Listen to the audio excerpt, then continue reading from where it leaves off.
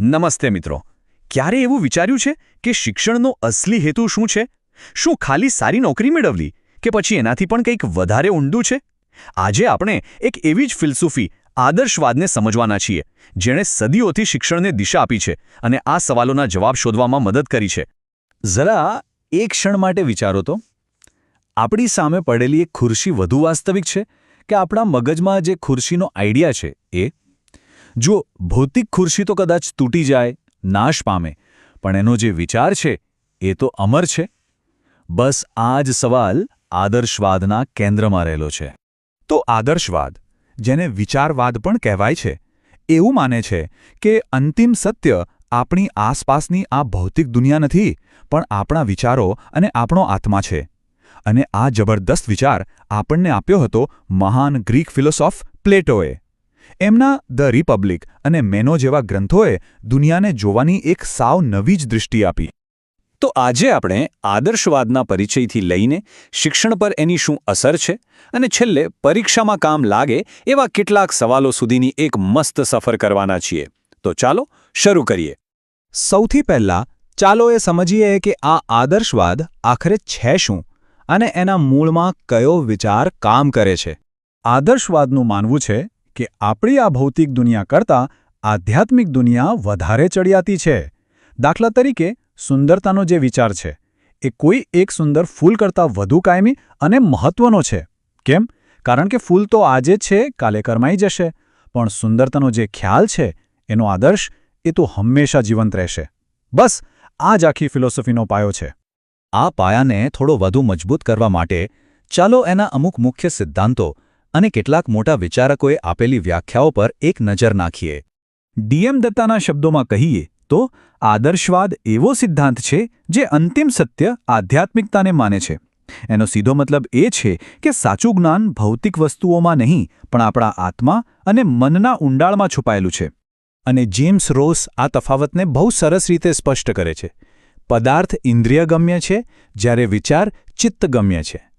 એટલે કે ભૌતિક વસ્તુઓને આપણે સ્પર્શી શકીએ, જોઈ શકીએ, પણ વિચારોને સમજવા માટે તો બુદ્ધિ અને મનનો જ ઉપયોગ કરવો પડે. ટૂંકમાં, આદર્શવાદ માટે વસ્તુ નહીં, પણ વિચાર મહત્વનો છે. ભૌતિકતા નહીં, પણ આધ્યાત્મિકતા. એ સત્યમ શિવમ સુંદરમ, એટલે કે સત્ય, કલ્યાણ અને સૌંદર્ય જેવા શાશ્વત મૂલ્યોમાં માને છે અને દ્રઢપણે સ્વીકારે છે કે આત્મા અને મન જ ખરી વાસ્તવિકતા છે.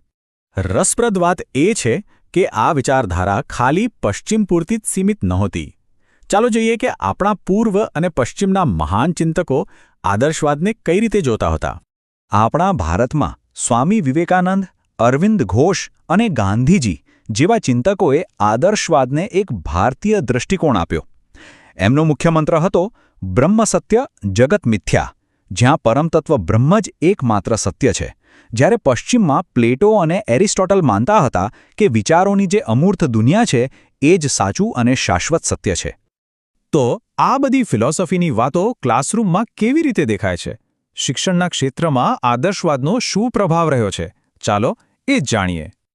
આદર્શવાદ મુજબ ભણતરનો મતલબ ખાલી ડિગ્રી મેળવવાનો નથી, પણ આત્માનુભૂતિ કરવાનો છે. એટલે કે સ્વને ઓળખવાનો છે.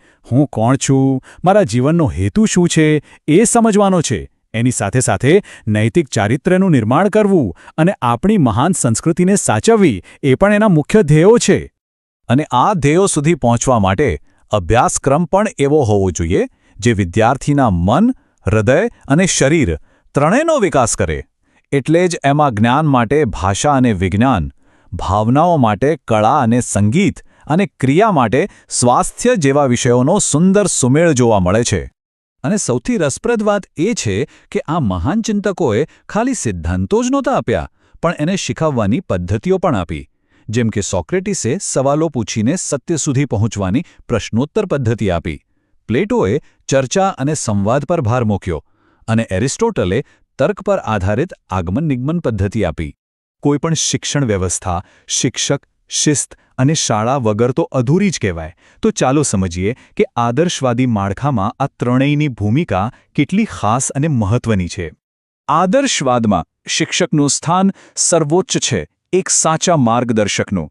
એમની સરખામણી બગીચાના માળી સાથે કરવામાં આવે છે. જે રીતે માળી એક નાના છોડને જ્ઞાન અને સંસ્કારનું સિંચન કરીને એક આદર્શ વ્યક્તિત્વ તરીકે વિકસાવે છે, એ જ રીતે શિક્ષક વિદ્યાર્થીનું ઘડતર કરે છે. હવે વાત કરીએ શિસ્તની. આદર્શવાદ દમન કે સજામાં નથી માનતો, એ માને છે સ્વશિસ્તમાં. સાચી શિસ્ત એ છે જે કોઈના ડરથી નહીં પણ પોતાની સમજ અને નૈતિકતાથી અંદરથી આવે. અને શાળા એ ખાલી 4 દિવાલોવાળી ઇમારત નથી. આદર્શવાદ માટે શાળા સંસ્કૃતિ અને મૂલ્યોને એક પેઢીથી બીજી પેઢી સુધી પહોંચાડવા માટેની એક તપોભૂમિ છે. એક એવી પવિત્ર જગ્યા જ્યાં વિદ્યાર્થીના આત્મા અને ચરિત્રનું ઘડતર થાય છે. આપણે ઘણું બધું સમજ્યા. હવે સમય છે આપણી સમજને ચકાસવાનો અને પરીક્ષા માટેના કેટલાક મહત્વપૂર્ણ પ્રશ્નો જોવાનો. તો ચાલો શરૂ કરીએ. પહેલો સવાલ: આદર્શવાદના પિતા તરીકે કોને ઓળખવામાં આવે છે? વિકલ્પો છે એરિસ્ટોટલ, પ્લેટો, રૂસો કે પછી ગાંધીજી. શું લાગે છે? અને સાચો જવાબ છે ઓપ્શન બી, પ્લેટો. આપણે શરૂઆતમાં જ જોયું હતું કે તેઓ આ વિચારધારાના મુખ્ય પ્રણેતા હતા. બીજો સવાલ: ધ રિપબ્લિક ગ્રંથના લેખક કોણ છે? આ સવાલ તો ઘણીવાર પરીક્ષામાં પૂછાય છે. જી હા, ફરી એકવાર સાચો જવાબ છે બી, પ્લેટો. આ ગ્રંથ એમની વિચારધારાનો આધારસ્તંભ ગણાય છે. ત્રીજો પ્રશ્ન: બ્રહ્મ સત્ય, જગત મિથ્યા, આ મંત્ર કઈ વિચારધારા સાથે જોડાયેલો છે? આ આપણા ભારતીય આદર્શવાદી ચિંતકોનો મુખ્ય સિદ્ધાંત છે. એટલે સાચો જવાબ છે સી, આદર્શવાદ. ચોથો સવાલ: જ્ઞાન મેળવવા માટે સોક્રેટિસે કઈ પદ્ધતિ આપી હતી? સાચો જવાબ છે સી, પ્રશ્નોત્તર પદ્ધતિ. આ પદ્ધતિ આજે પણ શિક્ષણમાં ખૂબ જ અસરકારક ગણાય છે.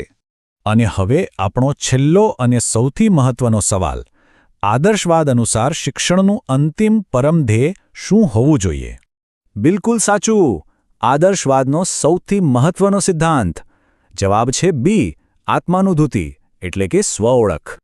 અને અંતે એક વિચારવા જેવો સવાલ: આજનો યુગ કૌશલ્ય અને ટેકનોલોજી પર કેન્દ્રિત છે, ખરું ને? તો આવા સમયમાં આદર્શવાદના જે શાશ્વત મૂલ્યો છે, જેવા કે નૈતિકતા, ચારિત્ર્ય અને આત્માનુભૂતિ, શું એ આજના આધુનિક શિક્ષણને વધુ સાર્થક બનાવી શકે છે? આ સવાલ પર વિચારતા રહેજો. ફરી મળીશું એક નવા વિષય સાથે.